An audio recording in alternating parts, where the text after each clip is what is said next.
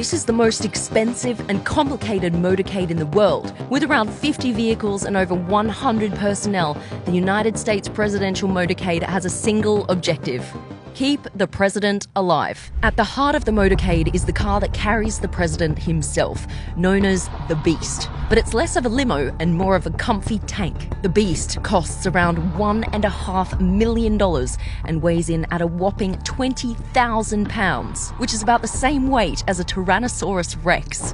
The doors are 8-inch thick, the windows will stop a bullet from a Magnum, and the floor is built on a modified truck bed with armor floor plates to protect from bombs and grenades. It's even hermetically sealed to prevent biological attacks with its own oxygen supply. On board, you'll find rocket-powered grenades, night vision optics, a tear gas cannon, pump-action shotguns, and even 2 liters of the president's blood type. But as we all know, it's not just one car that keeps the president moving. In fact, the Beast containing the president isn't even the only beast involved. There are at least 2 identical armored limos in every motorcade, both with matching registration plates. And these 2 limos make up just one part of the motorcade, known as the secure package. Also in the secure package is the United States Secret Service Countermeasures Suburban.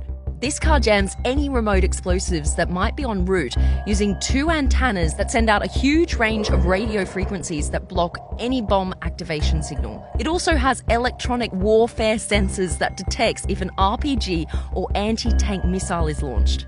After that comes 3 separate SUVs with one distinct difference. 2 of them have their rear window open and 1 doesn't. These 2 SUVs are called the Halfback and the Cat Car. If the president's in danger, it's the job of the Halfback to defend the Beast and the job of the Cat Car to take the fight to the insurgents. The reason their rear window is open? Well, that's so the rear-facing passengers can open fire at a moment's notice. The car with the closed rear window is the control car. The control car carries the most essential staff, such as the president's military aide and doctor.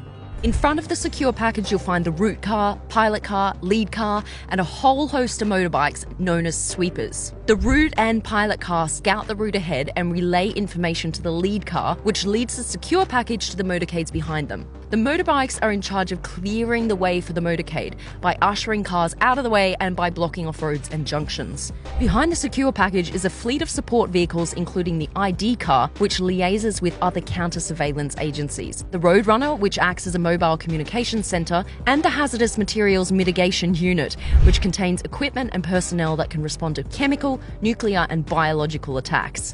Now, all of this may seem like a lot, and that nothing could ever go wrong, but the Secret Service actually view it as the exact opposite.